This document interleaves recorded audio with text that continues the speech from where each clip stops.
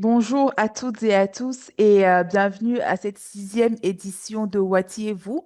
Je suis Kongouline Adidjet, chargée de communication à Wati et je suis ravie de vous retrouver aujourd'hui pour ce moment d'échange et de dialogue qu'est Wati et vous. Un espace pensé pour que nous puissions chaque mois discuter ensemble des sujets d'actualité et des activités de Wati. Vous donner la parole aussi et valoriser vos contributions. Donc, avant de plonger dans le vif du sujet, je tiens à vous remercier tous pour votre présence et votre engagement, car c'est ensemble que nous ferons vivre cet espace et que nous ferons de lui un rendez-vous incontournable. Comme chaque mois, nous partageons ici quelques contributions publiées sur la plateforme wati.org qui nourrissent les débats en cours dans la région. Et ce mois de juin, nous avons eu différentes publications. D'abord, une tribune de Konaïd Akwedenoudje, qui est juriste et chargé de recherche associé à Wati. Il revient dans cette tribune sur le retrait de la Tunisie et de la Cour africaine des droits de l'homme et des peuples. Ce texte donc interroge la tension croissante entre souveraineté nationale et engagement en faveur des mécanismes régionaux de protection des droits humains. Le second article, le deuxième article qu'on vous propose ce mois-ci est signé Batraoré, chargé de recherche à Wati, et il explore la réappropriation des symboles révolutionnaires par une jeunesse en quête de repères. À travers les figures de Sankara, Lumumba ou Cabral, souvent invoquées dans les discours actuels, il met donc en lumière les ambiguïtés de notre époque entre nostalgie, aspiration à la rupture et absence de projet politique concret. Et pour finir cette série de publications, nous avons une tribune de Ali Tunkara, qui est enseignant-chercheur à l'Université de Bamako et il est spécialiste des dynamiques sécuritaires sahéliennes. Il revient donc dans cet article sur l'attaque du camp militaire de Bouli-Kessi. Au-delà des faits, il analyse les logiques géopolitiques, sociales, historiques qui expliquent la vulnérabilité de cette zone stratégique. Toutes ces tribunes et d'autres sont disponibles sur wati.org. Vous pouvez aussi envoyer vos articles pour publication. Nous nous ferons un plaisir de les réviser et de les publier avec votre accord, bien sûr. Concernant les chroniques de Wati, ce mois-ci, nous avons eu cinq chroniques disponibles à l'écoute sur le site de Wati, mais aussi disponibles pour lecture. Et nous vous incitons vraiment à les écouter, à les partager, à les diffuser autour de vous.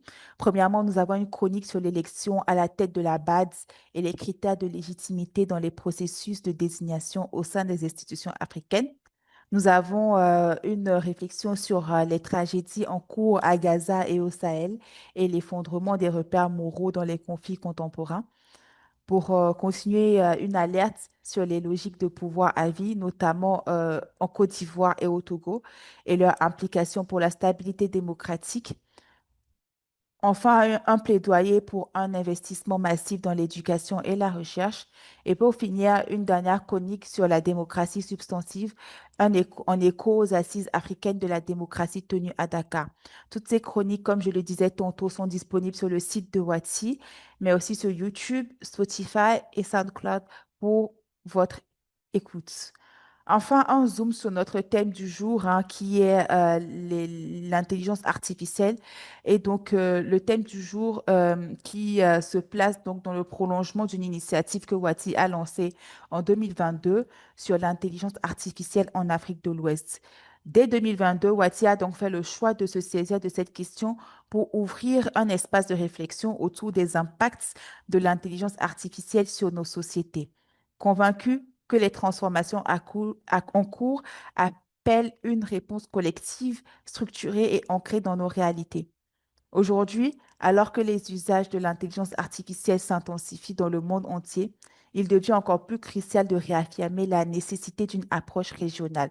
Et c'est de tout cela que nous allons discuter tout de suite avec Mamadou Sarr dans un instant, le temps que je laisse la parole à Mariem Sissé qui sera en charge de la modération. Nous espérons que cette édition nourrira donc les échanges riches et stimulants et qu'elle contribuera à renforcer notre conscience collective autour des enjeux numériques auxquels nos pays devront faire face.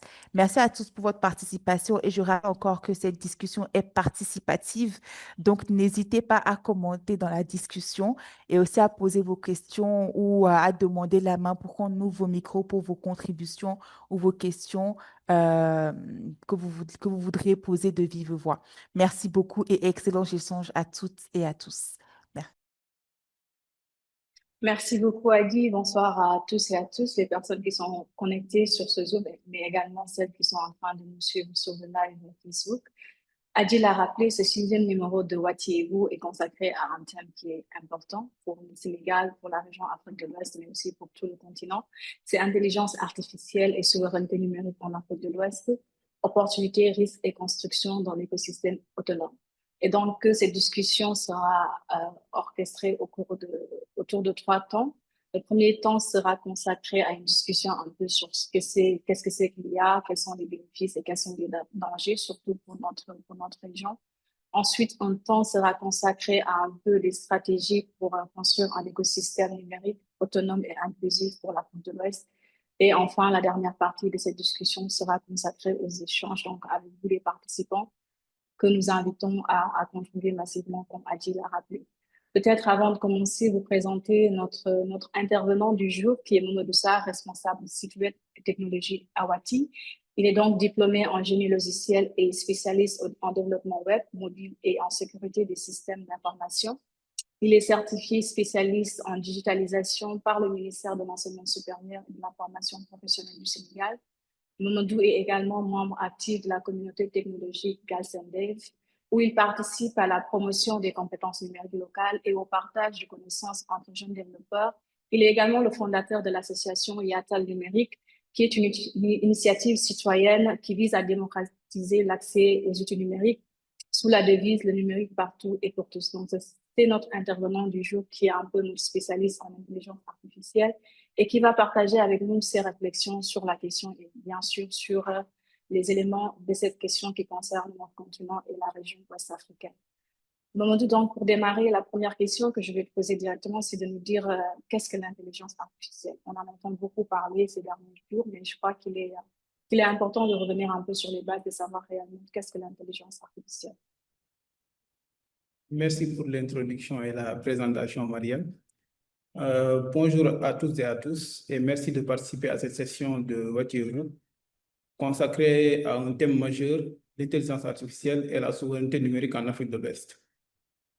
L'IA aujourd'hui est au cœur des transformations mondiales. Elle révolutionne nos manières de vivre, de travailler, de se soigner et d'apprendre. Mais ces technologies ne sont ni neutres ni universelles. Elles sont majoritairement conçues et contrôlées par des acteurs étrangers, ce qui pose un vrai défi pour notre région. Et l'Afrique de l'Ouest a une responsabilité et une opportunité unique, celle de bâtir un écosystème numérique qui est à la fois innovant, inclusif et surtout souverain. Cela signifie que nous devons maîtriser nos données, développer nos compétences et orienter l'IA vers des solutions adaptées à nos besoins en santé, agriculture, éducation et bien au-delà. Cette session vise à engager une réflexion collective où chaque voix va compter pour penser ensemble comment l'IA peut être un levier d'autonomie, de justice et de développement durable.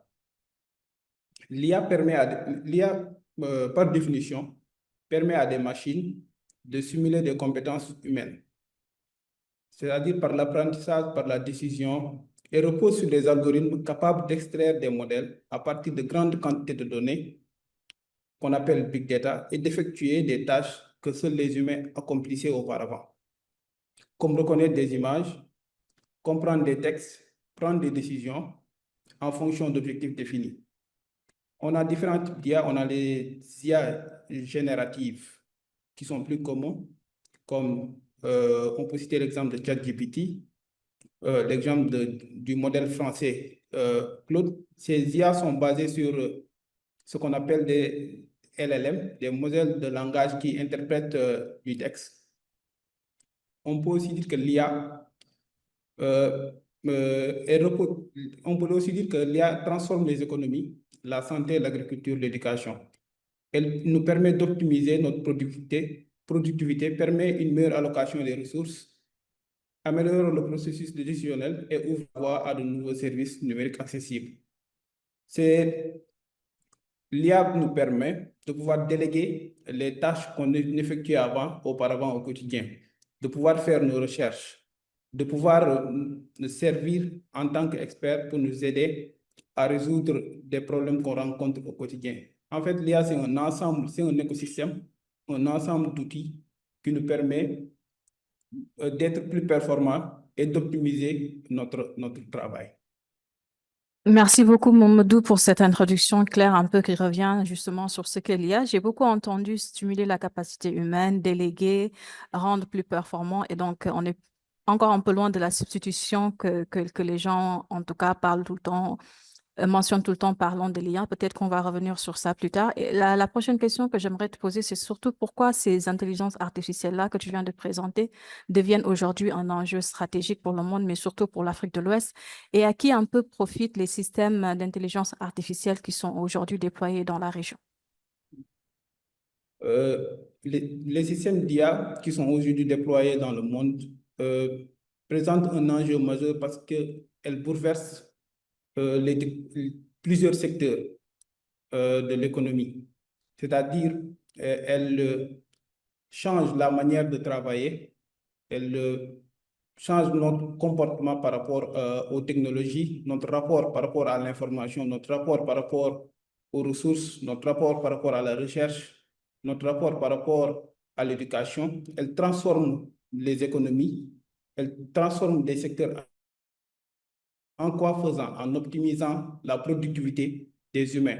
L'IA n'est pas là pour remplacer l'humain, elle est là pour améliorer la capacité des humains, pour aider les humains à accomplir plus en un moins de temps.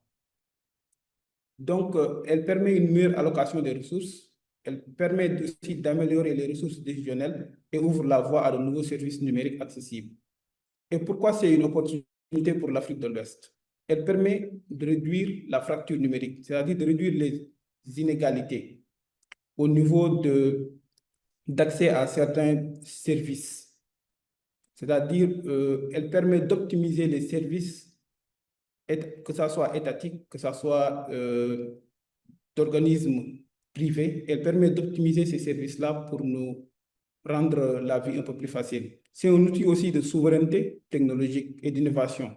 L'IA donne un boost à l'innovation, permet aux jeunes Africains de se former, de rechercher, d'avoir accès à un contenu qui auparavant pouvait ne pas être accessible grâce aux importantes bases de données auxquelles les différentes IA génératives ont accès.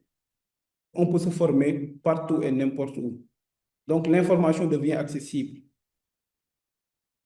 L'IA aussi est une solution qui, sur la base des données et sur la base des réalités locales, peut favoriser l'émergence de nouveaux talents régionaux et libérer aussi la dépendance excessive vis-à-vis des acteurs technologiques étrangers.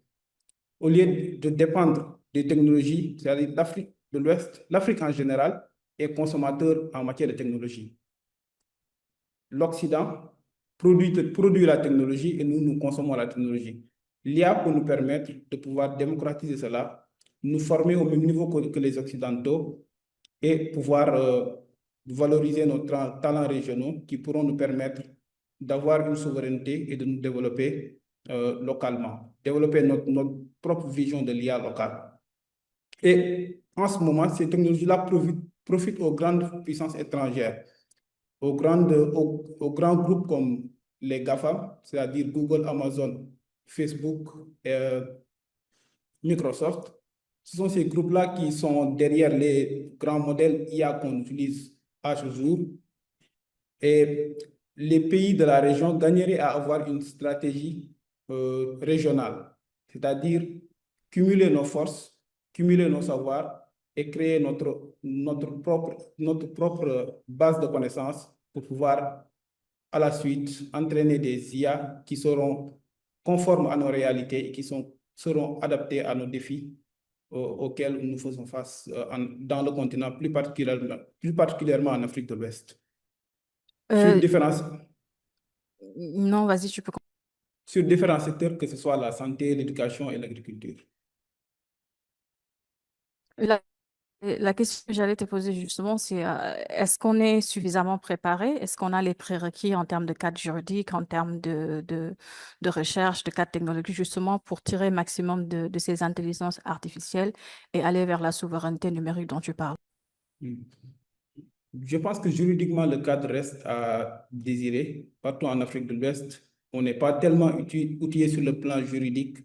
En termes, il n'y a pas de régulation au niveau sur les IA génératives, il n'y a pas de régulation en général sur le numérique. Donc, juridiquement, c'est très limité.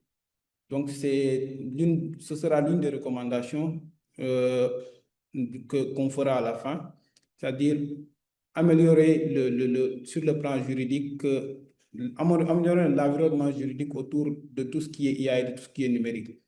Et sur le plan technique, c'est-à-dire sur le plan de la formation, sur le plan des connaissances, ce n'est pas encore au niveau international, mais les bases sont là. Il y a des groupes qui se forment, il y a des réseaux qui se forment, il y a un environnement. Je peux citer l'exemple, il y a des communautés qui se forment et qui essaient de développer quelque chose pour le continent. Si on se rappelle bien, lors de l'investiture du président Diomaye, on avait utilisé une IA pour faire la transcription vocale en Wolof. Donc, cette IA-là, c'était développée par des Sénégalais. Et il y a un environnement, il y a des communautés comme Galsen AI qui organisent des événements, qui essaient de former des jeunes dans ces nouvelles technologies-là. C'est encore le début. Ce n'est pas encore aussi grand, mais il y a un environnement qui est là, qui mérite d'être accompagné par nos dirigeants et qui mérite d'être accompagné par une politique claire pour pouvoir permettre à l'avenir d'avoir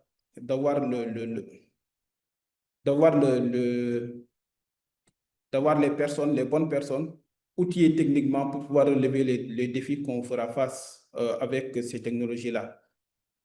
Justement, parlant de ces défis-là, tu en as mentionné quelques-uns tout à l'heure, c'est-à-dire que nous ne soyons pas seulement consommateurs de ces intelligences artificielles, mais acteurs. Au-delà de ces défis-là, quels sont les autres défis que tu pourrais partager avec nous en termes de sécurité, en termes de développement, auxquels on est un peu fragile par rapport à ces nouvelles intelligences artificielles? Oui, on est complètement vulnérable. À mon avis, on est complètement vulnérable à tout ce qui est intelligence artificielle. Et plus largement à tout ce qui est numérique, parce qu'on n'a pas le contrôle sur nos données. On n'a pas le contrôle sur la matière première que sont les données. Donc, dès lors qu'on n'a pas le contrôle sur la matière première que sont les données, il est très difficile de pouvoir contrôler. Il est très difficile de pouvoir contrôler ou par nos données, de pouvoir contrôler la sécurité sur les IA. Il est très difficile de le faire. Donc, ce qu'il y aurait lieu à faire, c'est de pouvoir en premier lieu avoir des data centers où seront stockées nos données et entraîner nos propres IA et les promouvoir pour que nos populations les utilisent, ce qui nous permettrait d'avoir une petite souveraineté, ou bien à défaut de cela, de légiférer sur la gestion des données que les grands groupes comme Facebook et Microsoft font sur les données qu'ils récoltent au niveau des utilisateurs au niveau de l'Afrique de l'Ouest. Faire de telle sorte qu'il y ait une régulation pour voir quelles sont les données qui sont collectées, quelles sont les données sur lesquelles ils entraînent leurs IA en Afrique de l'Est pour pouvoir un peu plus protéger les populations locales. Mais sur ce plan, on est totalement vulnérable parce qu'on n'a ni le contrôle de nos données et on n'a ni le contrôle de la technologie. Et selon toi, qu'est-ce qui justifie cette vulnérabilité, justement? Est-ce seulement un manque de moyens technologiques? Est-ce une méconnaissance des dangers que cela représente ou tout simplement un manque de volonté politique? Oui, je pense que c'est un manque de volonté politique. Je pense que ce n'est pas par manque de moyens, c'est un manque de volonté politique. Et aussi, ces groupes-là sont tellement puissants et ils ont tellement le contrôle sur les données, ils ont tellement le contrôle sur nos populations sont habituées à utiliser leurs technologies, sont habituées à utiliser leurs services, qu'il serait difficile de pouvoir rivaliser avec eux. Mais il y a des mécanismes de contrôle, il y a des moyens qu'on peut faire pour contrôler les données qu'ils récoltent sur nos utilisateurs et quelles sont les données qu'on autorise à récolter et quelles sont les données qu'on n'autorise pas à récolter. Ça, on peut le contrôler. Et aussi, il y a un moyen de pouvoir rapatrier les données, certaines données pour que ces données-là soient que stockées sur nos serveurs, ici en local. C'est-à-dire, lorsqu'on crée une alternative, un service alternatif aux services proposés par ces grands groupes-là, on pourra capter certaines données de nos populations et ces populations-là, au fur et à mesure de l'utilisation du service local, vont s'habituer au nouveau service et délaisser l'autre service. Je pense que ce sont ces pistes-là qu'on peut explorer, mais pour le moment, je pense que c'est surtout manque de volonté politique. Mais ça s'améliore, c'est en train de s'améliorer sur le continent. Il y a différentes initiatives. Le Sénégal avec le New Deal technologique, j'en parlerai après, dans la deuxième partie. Il y a des initiatives que le Sénégal a entrepris. Il y a de nouvelles formations qui sont en train d'être mises en place, effectivement, sur ces domaines-là, pour se doter de la capacité technique qui pourra relever ces défis-là. Merci beaucoup, Mamadou. Et peut-être une dernière question sur cette partie-là avant d'entamer la seconde. Tout à l'heure, tu parlais un peu des avantages que l'IA pouvait offrir aux pays ouest africains dans différents domaines, notamment l'éducation, la santé et l'agriculture. Est-ce que tu peux nous en dire un peu sur ces avantages-là? Comment est-ce qu'on peut exploiter les intelligences artificielles pour développer ces trois domaines quand même qui sont des domaines importants pour la région? Oui. L'IA ne compte pas que des dangers. L'IA compte beaucoup d'avantages, plus d'avantages que de dangers à mon avis. Elle bouleverse plusieurs secteurs. Donc, les avantages qu'on peut en tirer ici en Afrique de l'Ouest, dans le secteur de l'audiovisuel, dans le secteur de l'animation, on voit déjà qu'il y a des artistes africains, qui sont en train de tirer profit de l'IA, qui sont en train de faire leurs clips en version augmentée. Ça, c'est sur le secteur des artistes. Sur le secteur de la santé, il y a ce qu'on appelle la prévision épidémique, la distribution intelligente de médicaments. Ça, ce sont des points sur lesquels l'IA peut aider, sur le diagnostic aussi, sur l'analyse des maladies sur différentes régions, entraîner des modèles qui puissent prédire des épidémies, prédire, prédire la prévalence d'une maladie sur une région donnée. Ça, ce sont des avantages que l'IA peut donner sur la santé. Il y a aussi dans le secteur de l'agriculture, sur l'analyse climatique, sur la gestion des sols, sur l'optimisation des semences. L'IA peut être entraînée sur des données et pouvoir, à partir de ces données-là, prédire sur les récoltes futures, prédire les campagnes à venir.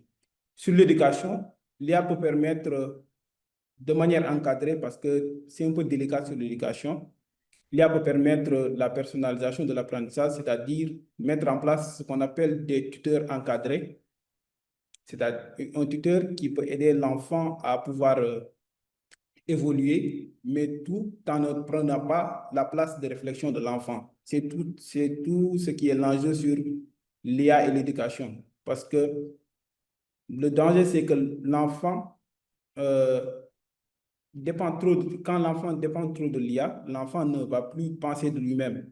Il va se référer toujours à l'IA comme source de vérité, alors que ça peut induire l'enfant en erreur. Donc, une personnalisation de l'apprentissage, on peut aussi utiliser pour la traduction automatique, pour la détection des enfants qui sont en décrochage, des enfants qui sont en situation et qui peuvent quitter l'école de manière précoce, c'est-à-dire entraîner l'IA sur un cluster de données nationales pour que l'IA puisse prédire ces cas-là. Je pense que ce serait un avantage énorme pour nos sociétés en Afrique de l'Ouest.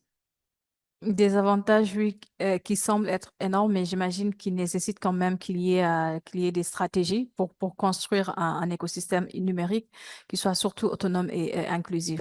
Et dans ce cadre-là, justement, pour pouvoir tirer maximum avantage des bénéfices que l'IA offre aux pays de la région, quel rôle les universités, les startups peuvent jouer dans ce processus?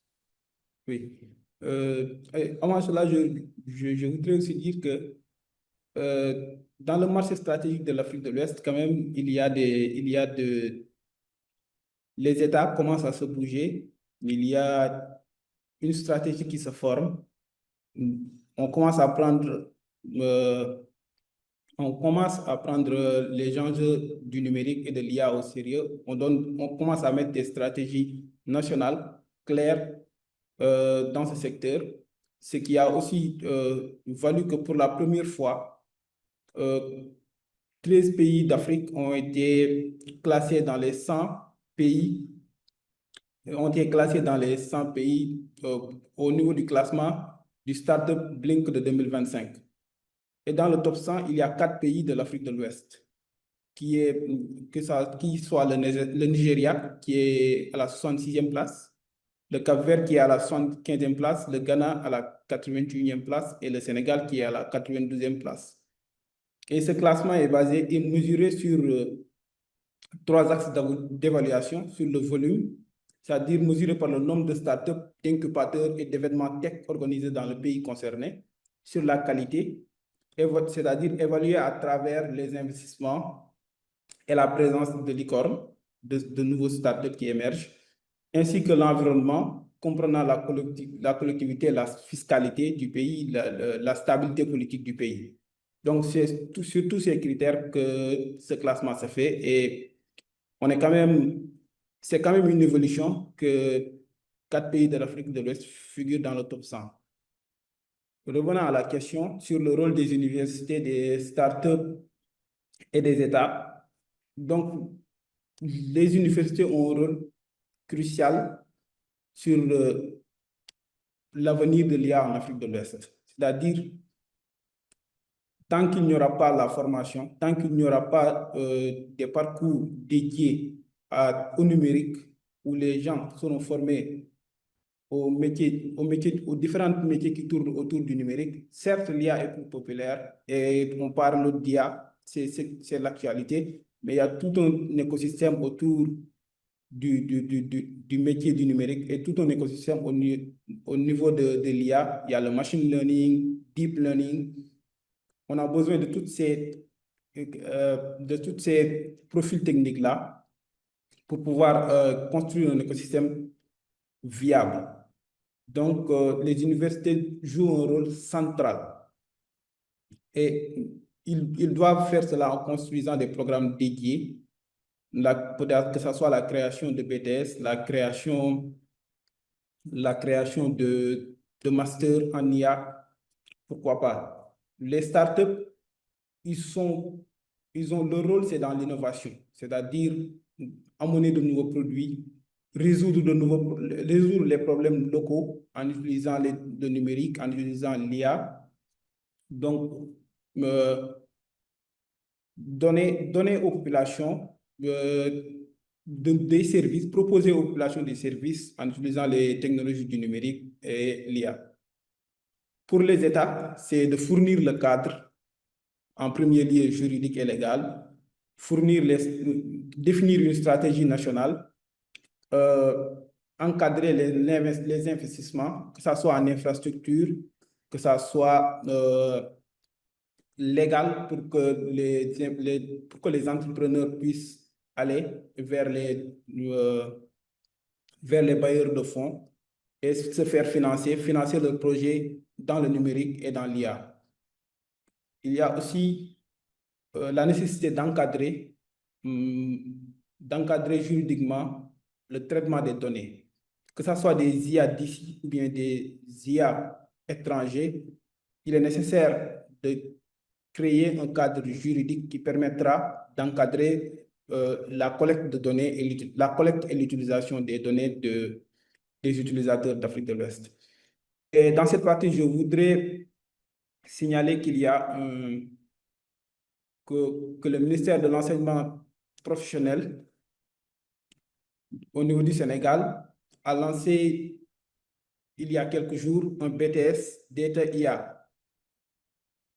Et ce BTS la formation va être effectuée au niveau du centre reconnu, le CFPT Sénégal-Japon, qui est un établissement reconnu dans la formation technique. Et l'objectif de la formation, comme le ministère l'a décliné, c'est de former des techniciens supérieurs en analyse de données et intelligence artificielle appliquée. C'est aussi de répondre aux besoins des entreprises en compétences numériques avancées. Et aussi, il y a un besoin de contribuer à la souveraineté technologique du pays par une meilleure exploitation des données. Et ceci est en alignement avec le New Deal technologique annoncé plutôt en février. Donc, il y a une nécessité de former les jeunes à l'IA, de créer des programmes scolaires et d'initier les jeunes dès le bas âge aux différentes technologies du numérique. Merci beaucoup, Mamadou. On entend que la nécessité est là d'aller justement vers cette formation pour lesquelles les universités, les startups ont un grand rôle à jouer. Mais connaissant aujourd'hui l'état de nos systèmes éducatifs, connaissant l'état de nos universités en Afrique de l'Ouest, comment est-ce qu'on va aller vers cette formation massive des jeunes et surtout des femmes aux compétences numériques et à l'IA, surtout sachant également que la formation des STEM n'est pas aussi développée que ça? Je devrais d'abord commencer par cela. Parce que la base avant de parler d'université, la base, c'est au niveau inférieur, c'est-à-dire orienter plus les jeunes vers les STEM, créer de nouveaux programmes, inciter les jeunes à faire tout ça, c'est au niveau de l'éducation. L'éducation, au niveau du primaire, au niveau du collège, au niveau du lycée, c'est là-bas qu'on prépare le jeune vers les STEM, vers les technologies, vers le numérique. Donc, il va falloir renforcer l'initiation. Pourquoi pas créer des cours d'initiation technologique au primaire, bien des cours d'initiation technologique au collège. Ça aiderait bien les jeunes à comprendre les enjeux, au-delà des enjeux du numérique, de l'IA, à comprendre les enjeux des médias sociaux, parce que l'IA aussi pénètre ce vecteur d'information, les médias sociaux, à travers les vidéos générées par l'IA, qui peuvent être source soit d'éducation ou d'information, ou bien aussi de désinformation. Et la plupart du cas, c'est source de désinformation. Donc, il va falloir préparer les jeunes, les expliquer, les familiariser avec le monde du numérique pour créer de l'envie, de la passion et que les jeunes puissent être attirés par ces secteurs. Donc, revenant sur les universités, il y a une nécessité de créer de nouvelles filières parce que ce n'était pas pris en compte. Il y a l'informatique qui est enseignée à l'université. Il y a d'autres secteurs du numérique qui sont enseignés à l'université, mais il va falloir aussi intégrer l'IA, intégrer le machine learning. Dans certaines universités, c'est intégré.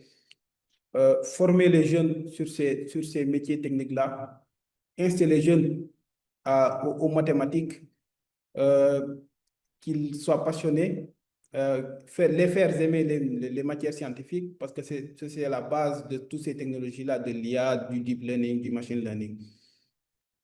Donc, il faut intégrer l'IA dans les programmes scolaires. Et je pense qu'il y a des structures qui ne sont pas des structures privées qui font un gros travail. Je peux citer l'exemple de Simplon Sénégal pour y avoir passé. Ils forment dans tout ce qui est numérique, sur tous les secteurs, sur le digital, sur le marketing digital, sur l'IA, sur le développement web, surtout sur l'analyse de données, surtout sur le numérique. Donc, et ils ont des programmes spécifiques pour les femmes au niveau du numérique. par exemple comme le programme SAS Women, le programme Numérel. Il y a aussi Orange à travers l'ODC, Orange Digital Center, qui fournit des formations. Et tout cela, ce n'est pas juste qu'au Sénégal, c'est en Afrique de l'Ouest, simplement c'est en Côte d'Ivoire, partout en Afrique de l'Ouest.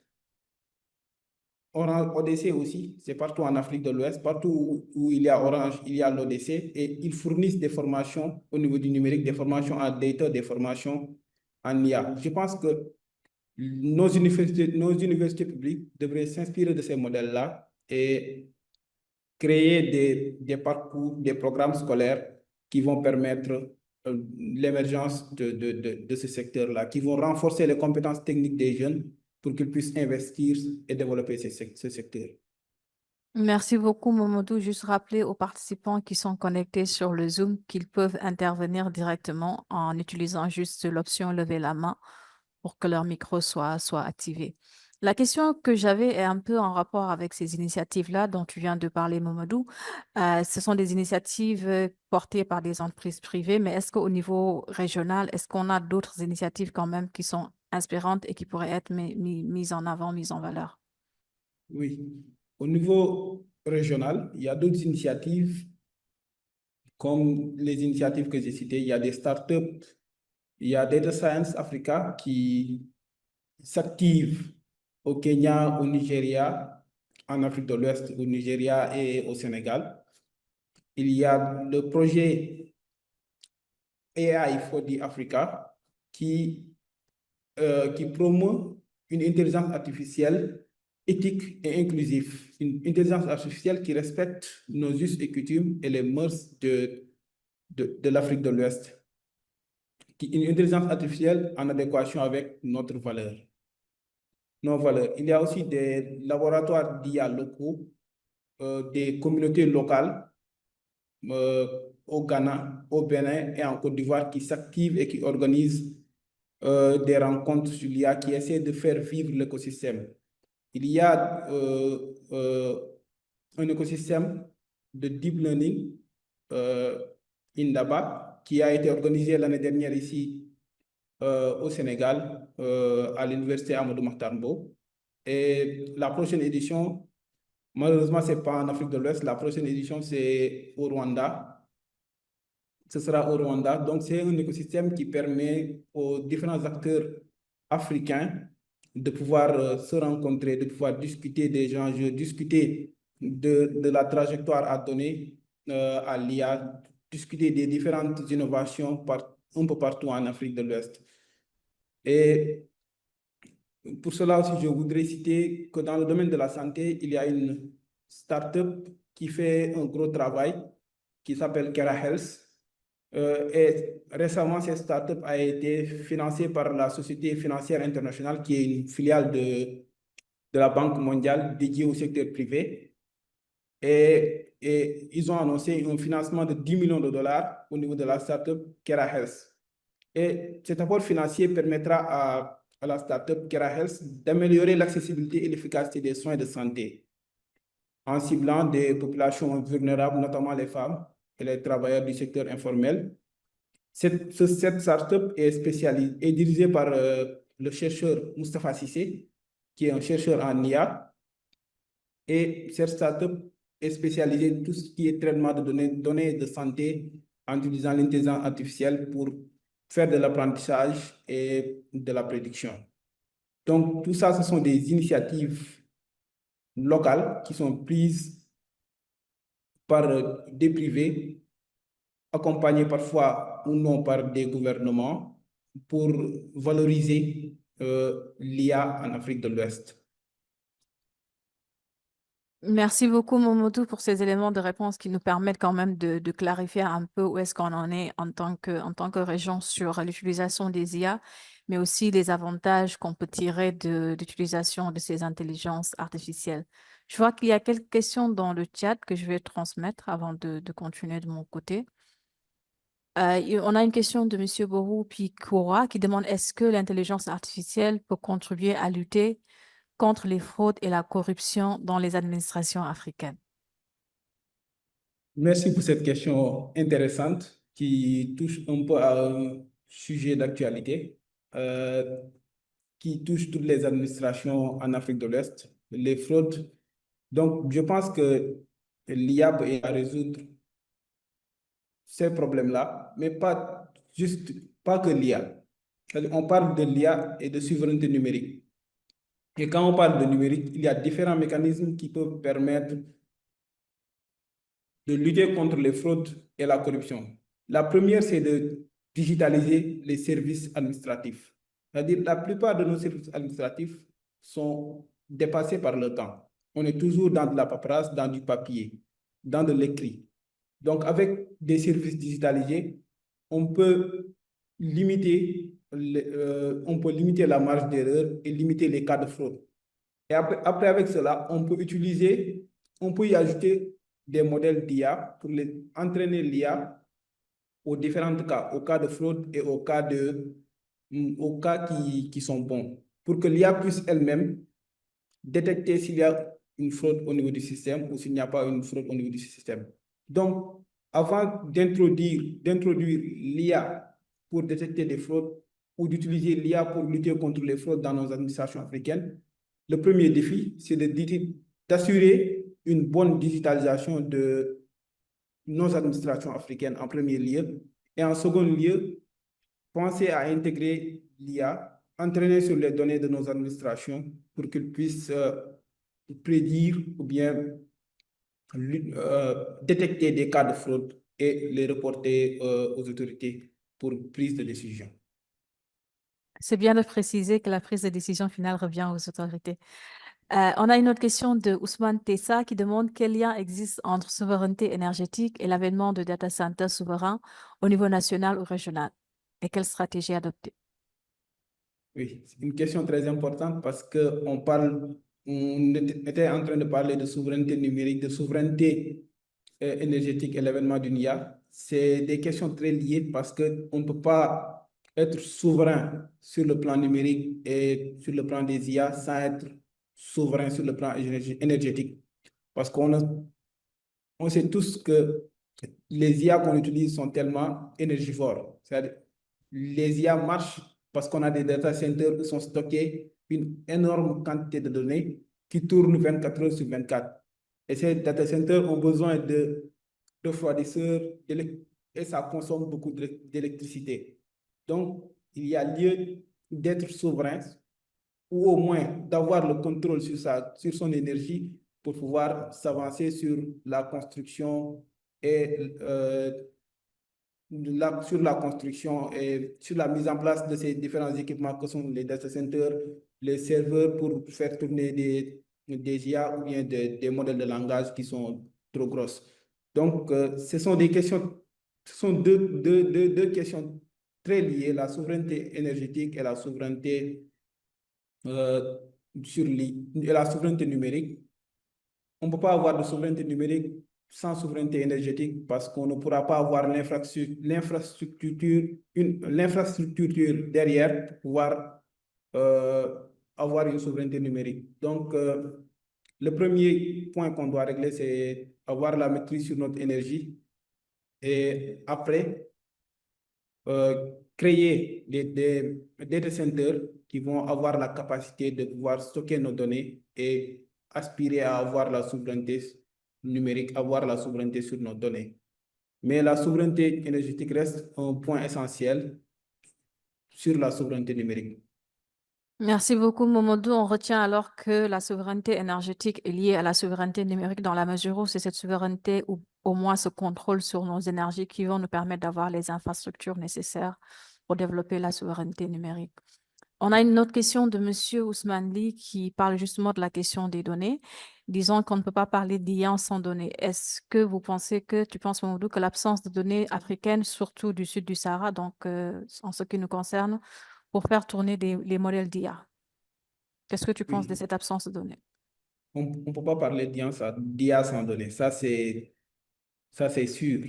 Parce que l'IA n'est pas un génie intelligent. C'est juste un algorithme bien entraîné sur un gros tas de données, sur un ensemble de données, sur un large cluster et qui en fonction de son entraînement, peut répondre aux différentes questions qui lui sont posées sur différents domaines. Donc, il est nécessaire d'avoir des données locales, données africaines, pour pouvoir entraîner des IA qui répondent à nos défis locaux. Il y a absence de données parce qu'il y a absence d'outils qui permettent de collecter ces données-là sur les utilisateurs. Les Africains produisent énormément de données en ligne, mais ces données-là ne sont pas captées par des entreprises locales, ne sont pas captées par des entreprises africaines, ou bien ne sont pas captées par des entreprises qui sont sous notre contrôle. Donc, on n'a pas le contrôle sur ces données-là.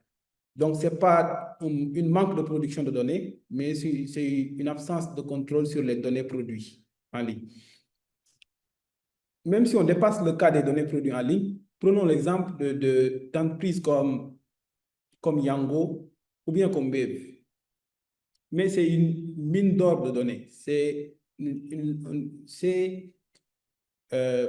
sont des données sur le mouvement des populations, sur le trafic au niveau de nos grandes villes, sur la consommation de nos populations. Je prends un taxi, je paie avec Wave, je vais chez le boutiquier, je paie avec Wave. Tout ça, ce sont des données sur lesquelles qu'on peut utiliser, qu'on peut entraîner des IA pour pouvoir optimiser ces processus, pour pouvoir prendre des décisions, pour aider à la décision.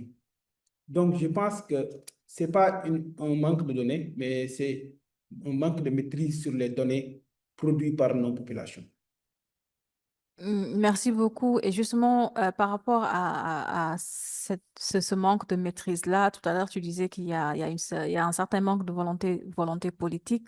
Il y a un des participants qui pose la question, M. Alkati Traoré, s'il s'agit réellement de manque de volonté politique ou c'est tout simplement parce que les moyens, ce sont les moyens qui manquent.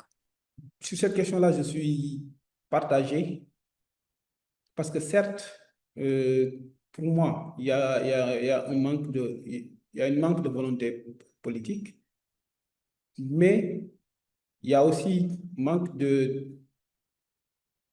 je dirais manque de moyens, parce que nos États nos États ne sont pas ultra riches. Donc, ils font face aussi à d'autres défis qui peuvent être parfois plus urgents que d'investir sur des data centers, d'investir sur le numérique. Mais ça ne saurait être une excuse pour ne pas prendre le train de l'IA. Parce que si on ne prend pas le train de la révolution technologique, on va être derrière à vouloir rattraper comme on a été derrière à vouloir rattraper lors de la révolution industrielle. Jusqu'à présent, on n'a pas rattrapé notre retard sur la révolution industrielle. On n'a pas assez d'industrie. Si on rate encore le train de la révolution technologique, on sera là à mettre en place des environnements technologiques alors que les autres sont déjà à un autre niveau. Donc, je pense que c'est une question de priorité et une question de vision et une question de choix politique d'orienter des ressources vers le numérique, des ressources vers la création d'un environnement pour qu'à l'avenir, qu'on puisse avoir un environnement qui permette le développement de ces différentes technologies-là et qui puisse nous permettre à la fin d'avoir le contrôle sur nos données et d'avoir le contrôle sur la technologie. Donc, je pense que d'une part, c'est un manque de volonté politique, mais aussi il y a manque de moyens, certes, mais c'est plus un manque de volonté politique. Merci Mamadou pour ton avis sur la question. On a également une autre interrogation de M. Ousmane qui demande un peu si ce qui n'a pas marché avec le web pourrait marcher pour l'IA aujourd'hui, c'est-à-dire avoir une production massive de contenus locaux à usage local. Oui, je pense que avec le web, nos populations n'étaient pas au début. Le taux de connectivité de nos populations n'était pas aussi important qu'aujourd'hui. Et je pense qu'aujourd'hui, nos populations sont connectées. Nos populations utilisent tellement les médias sociaux, utilisent l'Internet, que c'est pas comparable avec l'avènement du web. Et je pense que la production massive de contenus locaux, on est en train de le voir. Les jeunes, nos jeunes utilisent l'IA. Nos jeunes produisent du contenu avec l'IA. Mais ce contenu-là et ces données-là que nos jeunes génèrent, ce n'est pas sous notre contrôle. Ce n'est pas avec nos outils qu'ils le font. Ce n'est pas avec notre technologie. Donc, il y a lieu de mettre l'écosystème, c'est-à-dire on ne peut pas, sur la base d'une vision que je dirais pessimistique, c'est-à-dire dire que est-ce que ça va marcher, est-ce que ça ne va pas marcher, et ne pas vouloir engager les investissements parce qu'on a peur que ça ne marche pas. Il faut qu'on investisse et qu'on mette en place un environnement propice pour le succès et qu'on soit optimiste que si on met en place un bon environnement, si on forme les jeunes, si on leur donne les moyens, on peut atteindre les objectifs. On peut être au niveau où sont les pays occidentaux. Donc, c'est une volonté politique aussi, mais c'est une volonté de nos populations à vouloir évoluer, à vouloir intégrer un monde en totale mutation, un monde qui change, un monde qui se numérise de plus en plus, un monde où tout est automatisé, tout est numérisé. Donc, il va falloir soit intégrer ce monde-là, soit rester déconnecté de ce monde-là. Et moi, je ferais bien le pari d'intégrer ce monde. Faire le pari d'intégrer ce monde, mais cela soulève aussi une autre question posée par M. Samuel Compaoré. Avec l'IA qui tend à automatiser aujourd'hui les tâches, comme on l'a vu un peu en début de discussion, n'y a-t-il pas à craindre une hausse du chômage, surtout en Afrique de l'Ouest, déjà que les jeunes ont des difficultés à obtenir des emplois stables actuellement? Oui. Donc, à chaque fois qu'il y a une révolution, à chaque fois qu'il y a changement, il y a cette peur que des secteurs vont être bouleversés, des gens vont perdre le travail. Et je ne dirais pas que non. Je dirais que des gens, forcément des gens vont perdre le travail, mais il y aura d'autres secteurs qui vont s'ouvrir. Il y aura d'autres types de profils, d'autres postes qui vont s'ouvrir. Par exemple, avec l'avènement de l'IA, il y a ce qu'on appelle euh, des prompt engineers, des gens qui se forment à la manière de communiquer avec l'IA, à la manière de parler, de discuter avec les IA pour en tirer le maximum d'avantages possibles. Il y a d'autres secteurs qui vont souffrir, il y a d'autres secteurs qui vont se développer. Avec l'avènement de l'IA, le numérique va proposer plusieurs postes. Des postes vont se perdre, des postes vont s'ouvrir de l'autre côté. Je pense que c'est pas négatif, mais il y a intérêt de se former, c'est-à-dire de former les gens. Au lieu de renvoyer les gens, de les former aux nouvelles technologies pour qu'ils puissent les utiliser et pour qu'ils puissent se mettre à jour et pouvoir rester dans le travail. Donc, l'IA n'automatise pas tout. L'IA, comme je l'ai dit, il n'est pas là pour remplacer l'humain.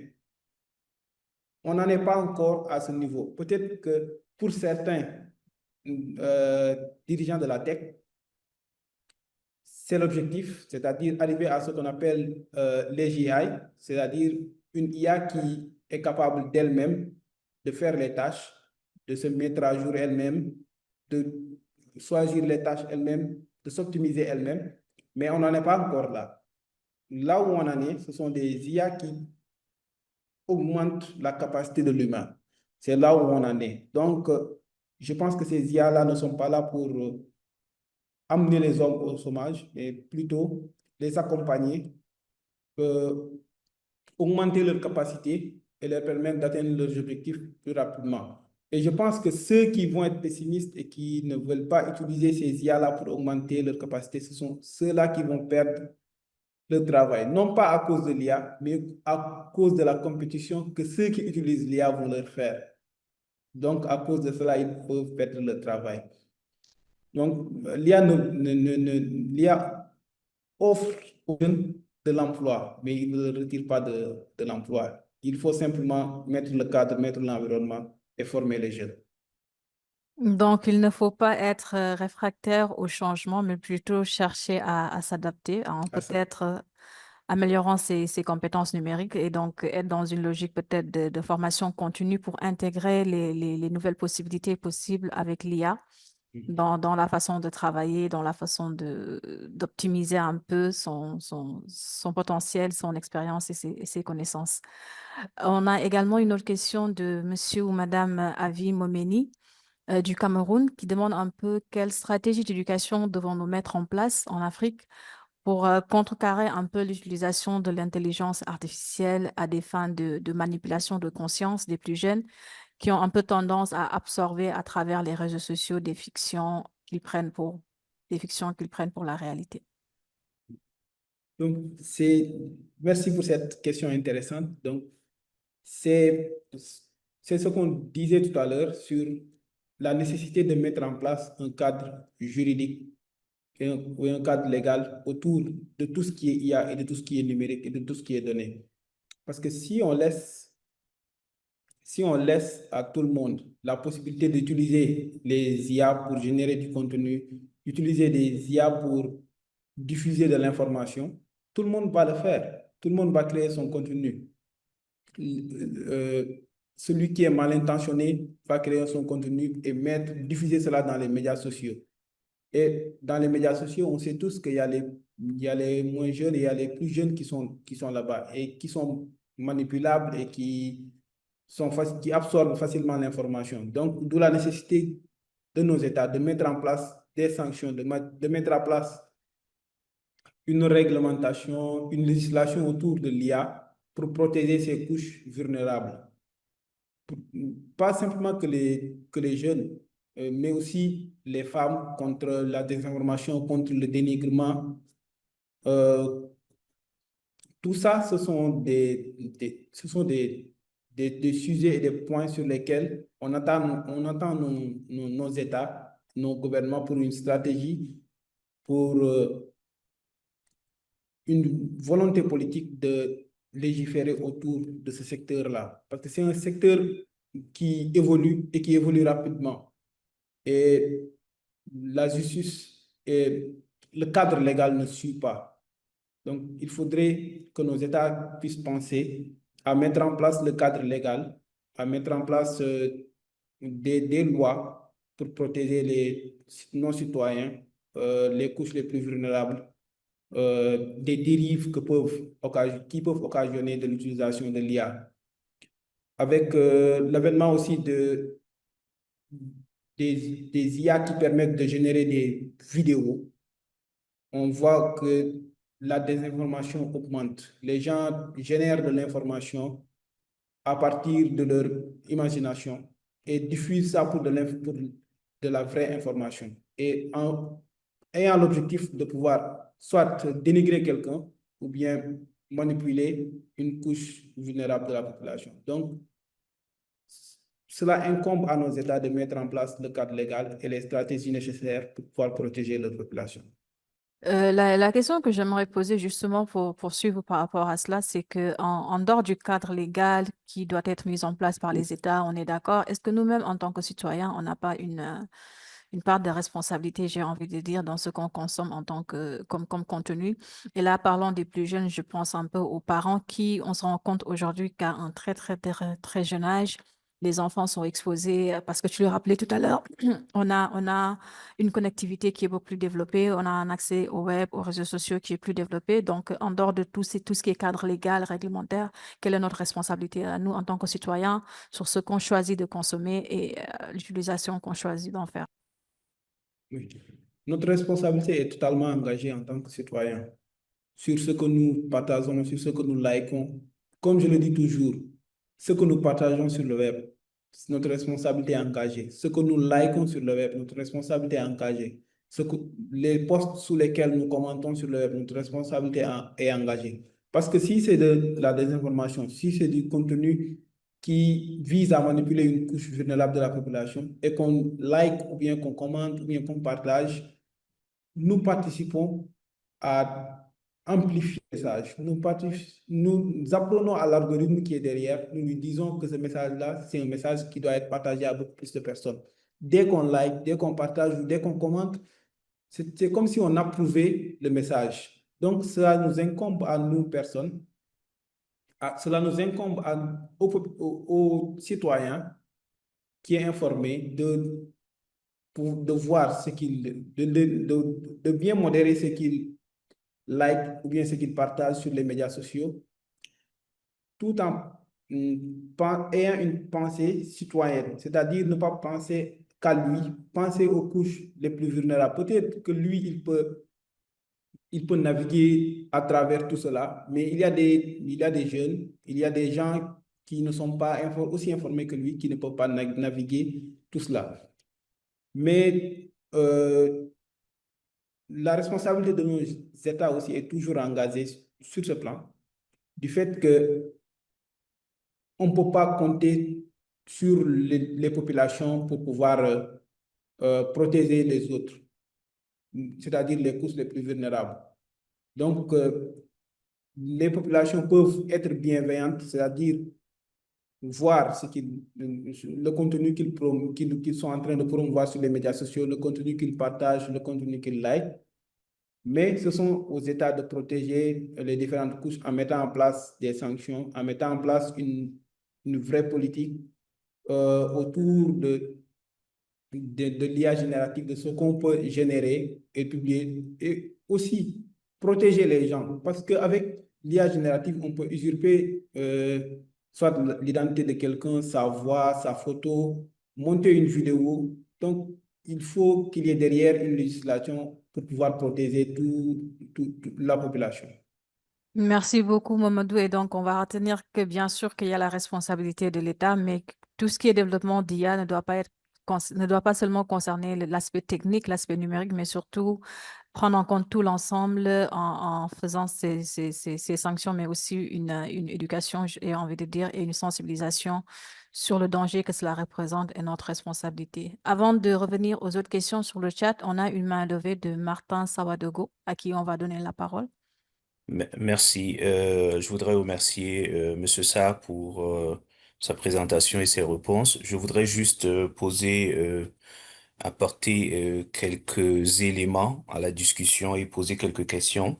Déjà, je m'intéresse au droit donc du numérique en tant que juriste à l'Université Laval au Québec.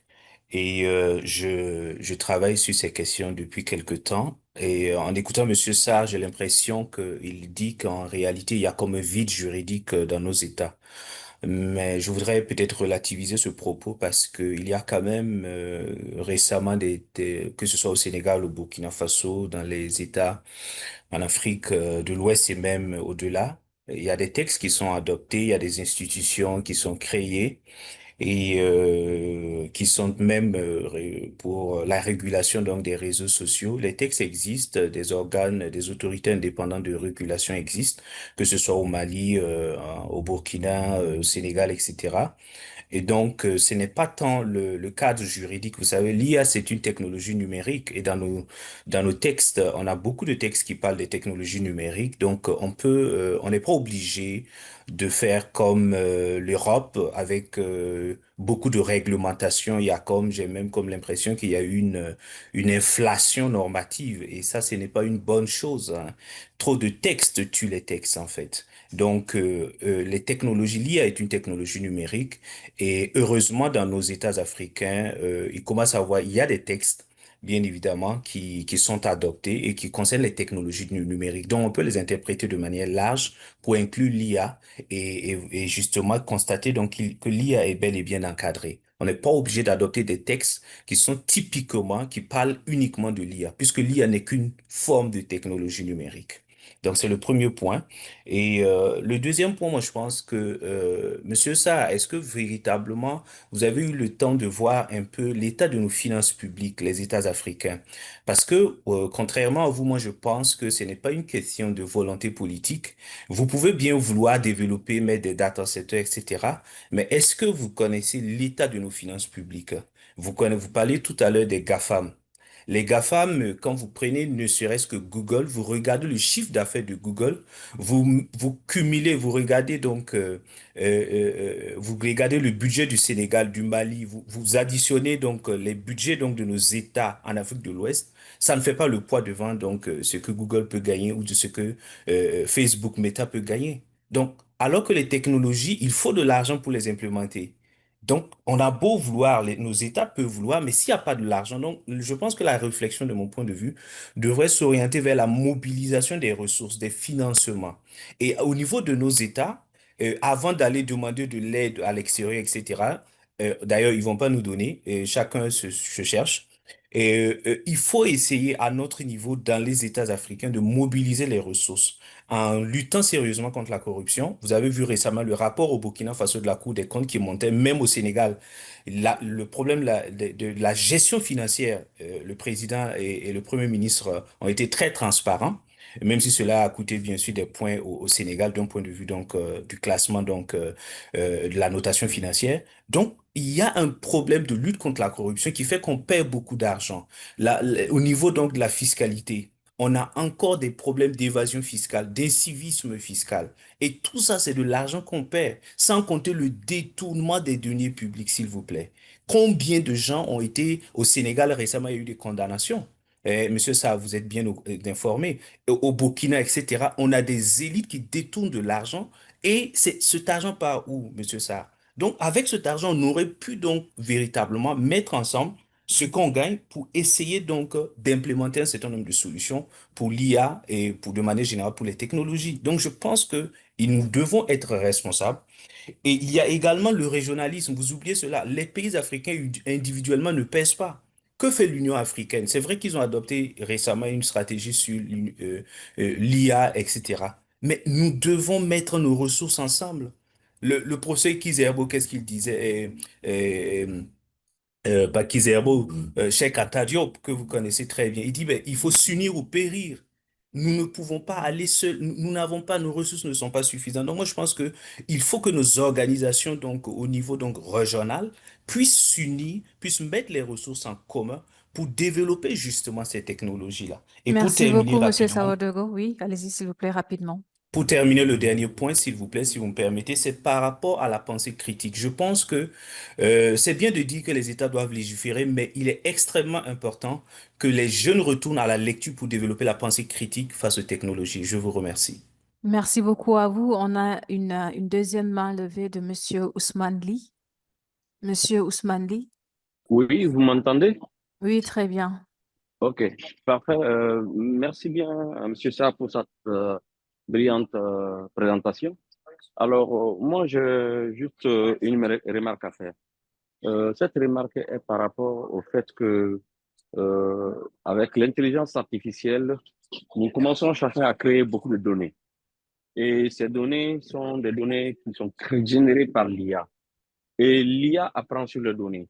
Donc, il y a un risque qui est en train de se passer, c'est que quand on développe des données avec l'IA, quand on développe des données avec l'IA, il se trouve que l'IA va apprendre de ces données artificielles. Donc, on arrivera à un moment où il y a un risque. Est-ce qu'il n'y aura pas plus de données artificielles que de données de l'IA pour entraîner les données?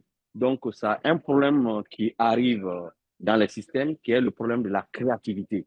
Donc, ce qui est clair, c'est que les humains sont plus créatifs que les IA, parce que les IA, c'est juste de la mathématique et des statistiques. Donc, c'est cette petite remarque que je voudrais faire pour que les gens fassent aussi attention à ces multitudes de données générées par IA et que l'IA apprenne sur ces données qu'elle-même a générées. Merci. Merci beaucoup à vous, Monsieur Ousmane Ly. S'il n'y a pas d'autres participants qui souhaitent prendre la parole, on va retourner à notre invité, Mamadou. Et donc, il y a Monsieur Martin qui disait dans son propos que les textes existent et que ce sont des textes et des régulations qui parlent de technologie numérique de façon générale. Et donc, on devrait peut-être inclure l'IA dans ces textes qui existent déjà pour ne pas être dans une inflation normative comme c'est le cas ailleurs. Et peut-être la deuxième partie de son intervention qui est un peu axée sur l'état de nos finances publiques où on le reconnaît dans une région où quasiment tout est prioritaire avec des ressources qui sont quand même limitées. Et donc, dans ce sens-là, pourquoi ne pas orienter la réflexion vers la mobilisation des ressources en luttant contre la corruption, la fraude, le détournement de fonds. Et le dernier point de son intervention, prendre en compte le régionalisme. Donc, comment mettre en place une intégration régionale autour de ces questions-là et mettre les ressources ensemble. Mamadou. Merci, Mariam. Très belle intervention de M. Martin Saodogo. Intéressant. Je pense que le cadre légal existe sur les technologies en général, sur une législation sur le numérique en général. Mais je pense que l'IA pose de nouveaux enjeux, de nouveaux défis qui, à mon avis, nécessitent qu'on se concerte et qu'on mette en place de nouvelles législations sur les données, sur quels sont les types de données qui peuvent être collectées, que ce soit par des acteurs locaux ou bien des acteurs étrangers. M. Saodogo a cité que c'est ce qui se passe en Europe. Effectivement, c'est ce qui se passe en Europe. Et c'est pas je ne pense pas que c'est parce que les Européens sont en train de mettre règlement sur règlement, mais c'est parce qu'ils se sont rendus compte de l'énorme fuite de données qui quittait l'Europe vers des data centers aux États-Unis. Donc, ils veulent avoir un peu plus de contrôle sur les données. Et peut-être la législation sur le numérique ne leur permettait pas d'avoir ce contrôle-là. Donc, ils ont eu recours à de nouvelles législations spécifiquement sur les données, de nouveaux règlements spécifiquement sur les données que les entreprises sont autorisées à collecter. Et je pense qu'on peut s'inspirer de cela, pas copier directement, mais on peut s'inspirer de cela et de nos réalités et mettre en place des législations pertinentes pour nos États. Et concernant que ce n'est pas une question de volonté politique et que la situation financière de nos États est compliquée, je vais donner un exemple qui est peut-être frappant. Le Sénégal, les impôts et domaines ont récemment presque digitalisé la plupart de leurs services. Et en faisant cela, ils ont une force d'une certaine manière. Les entreprises qui se sont déclarées, les entreprises légales, à payer leurs impôts, à payer leurs charges. Récemment, je travaillais avec un privé qui est dans le secteur du commercial, de l'import-export et des centres commerciaux. Il a un grand centre commercial ici au Sénégal. Et je lui avais fait un logiciel, mais qui n'intégrait pas les tarifs, la fiscalité à l'intérieur.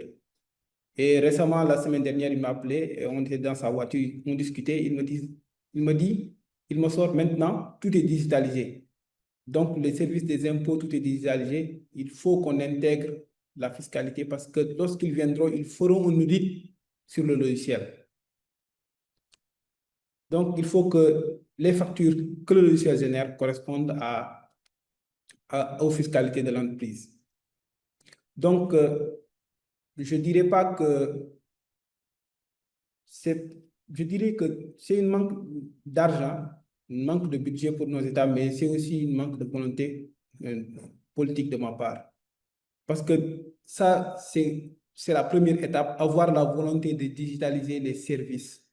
Ça permet de lutter contre la corruption, ça permet de lutter contre les fraudes, ça permet de lutter contre les détournements.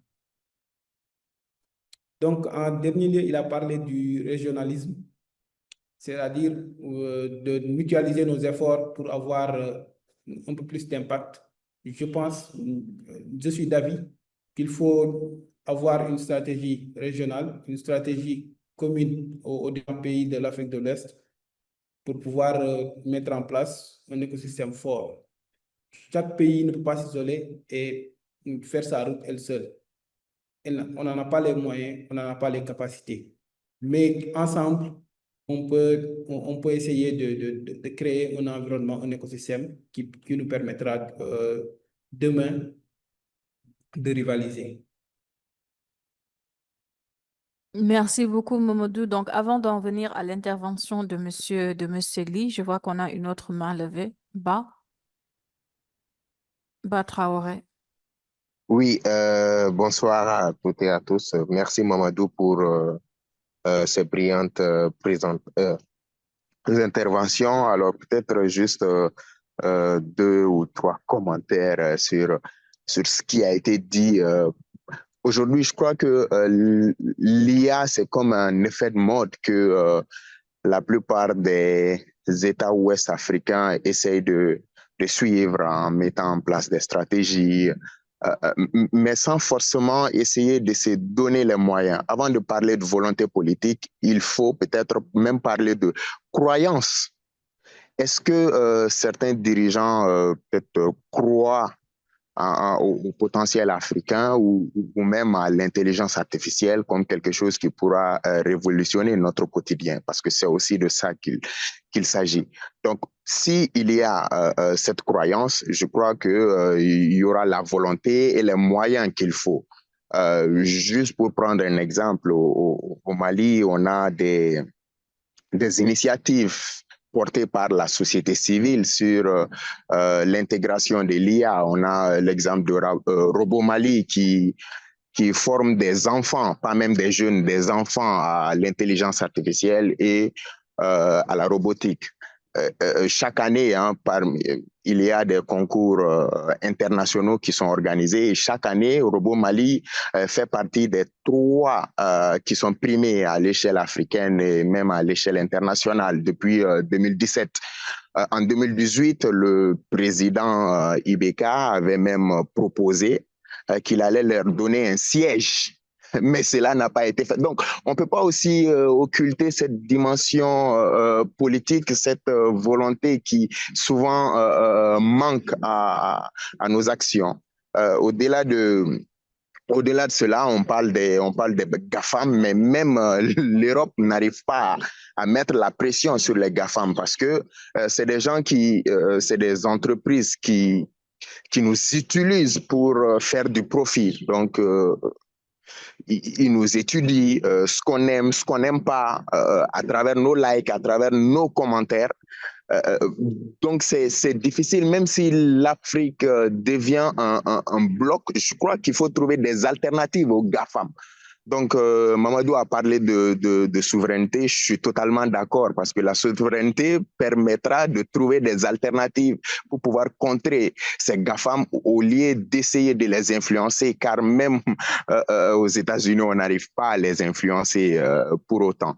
Peut-être pour terminer sur l'utilisation de l'IA générative dans la politique ou même dans la géopolitique aussi, qui est une autre dimension. Aujourd'hui, l'élection de Donald Trump est un exemple frappant sur l'utilisation de l'intelligence artificielle dans la manipulation ou dans la création des deepfakes. On le voit aussi aujourd'hui avec ce narratif de tout ce qui accompagne aujourd'hui l'image du capitaine Ibrahim Traoré. Donc, l'intelligence artificielle offre des opportunités, mais aussi des dangers énormes qui peut aller jusqu'à à créer de l'instabilité dans nos États. Donc, merci, c'est ce petit commentaire que je voulais faire. Merci, Mamadou, encore une fois, pour ces interventions.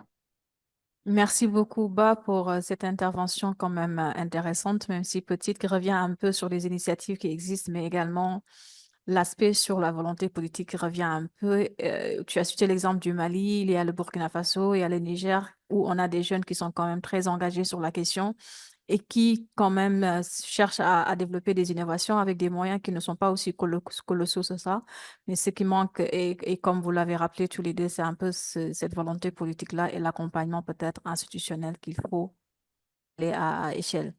Mamadou, on va te redonner la parole rapidement sur un peu l'interrogation de Monsieur Ousmane Ly sur les données artificielles et les risques qui existent avec cela. Merci, Marielle.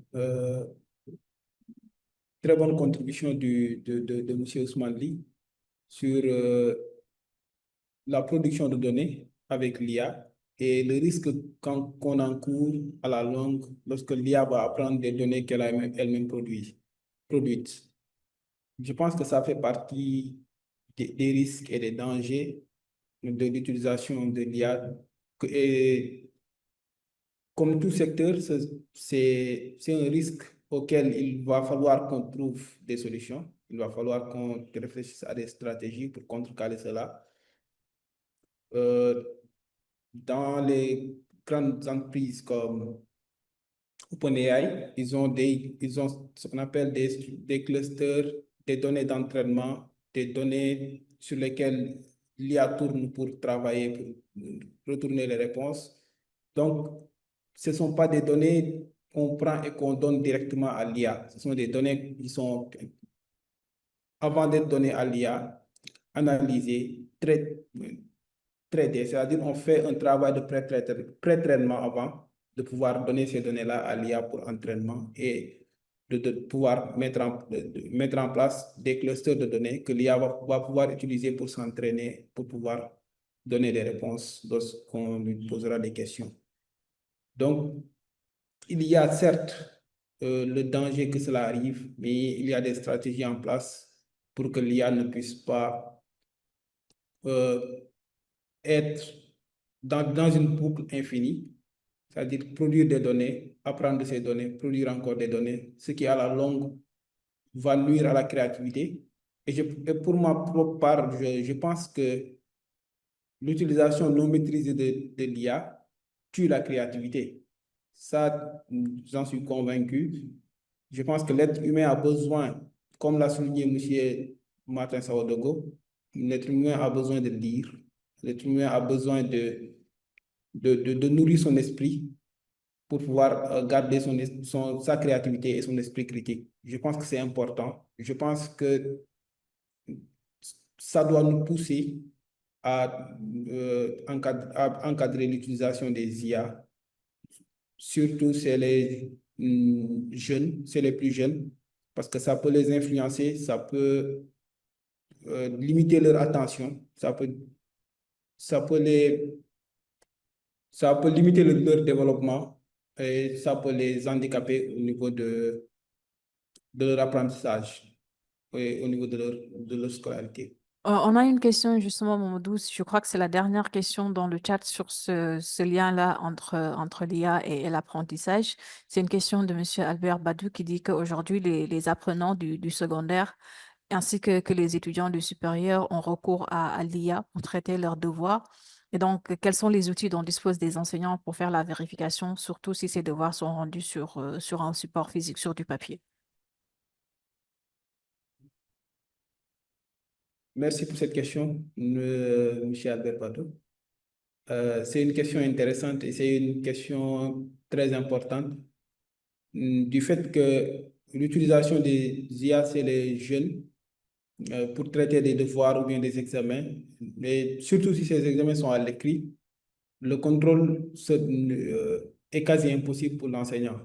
Peut-être que l'enseignant pourra se dire qu'il connaît ses élèves, celui-là ne peut pas produire cet écrit-là, l'autre-là ne peut pas produire cet écrit-là, mais il sera difficile pour l'enseignant de dire que cet élève-là a carrément utilisé l'IA.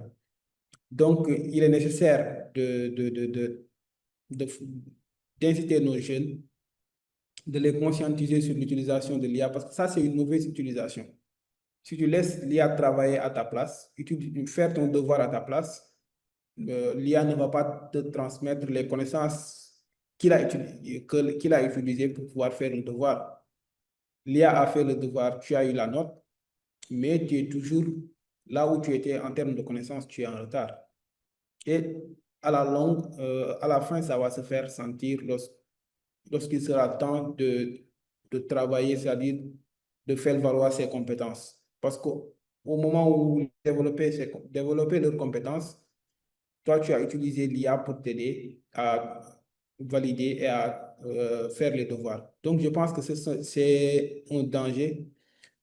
Mais si les devoirs sont rendus de manière numérique, les enseignants, il y a des solutions qui permettent aux enseignants de pouvoir contrôler si le texte a été directement généré via l'IA. Il y a des moyens de contrôle. Parce que tous les textes que l'IA génère, ce que les gens ne savent pas, il y a des marqueurs. On peut détecter si c'est de l'IA ou si ce n'est pas de l'IA.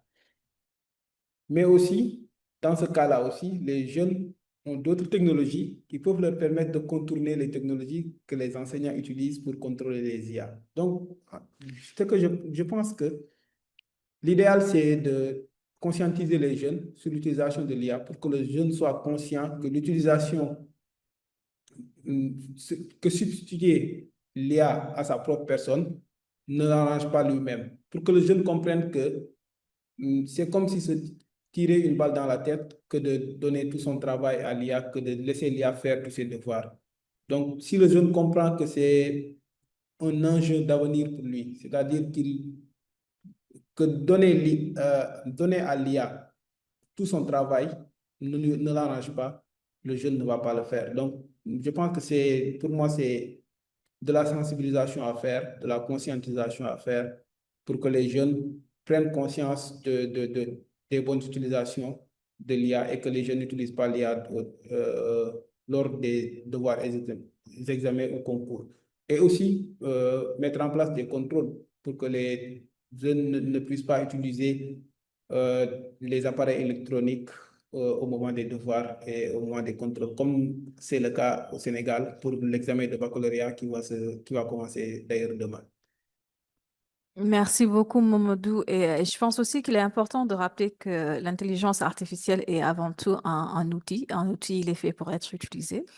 Et donc, ne pas être dans la négation totale de l'utilisation, que ce soit dans le domaine scolaire ou ailleurs, mais juste trouver l'équilibre qu'il faut, le juste milieu pour ne pas, comme tu l'as dit, que les jeunes se basent seulement sur l'IA pour faire tous leurs travaux, mais qu'ils puissent l'utiliser de façon intelligente et comme il faut pour pouvoir les aider dans la propre réflexion qu'ils vont aussi avoir. Mais surtout, ne pas dire qu'on n'utilise pas les IA de façon complète. Elles sont à bannir dans le système scolaire parce qu'on n'est plus dans ce temps-là. Il faut surtout trouver des moyens pour que l'utilisation puisse se faire par les apprenants, mais aussi par les enseignants d'une façon équilibrée et, comme tu l'as dit, pour qu'on trouve le juste milieu, mais ne pas être dans la négation complète.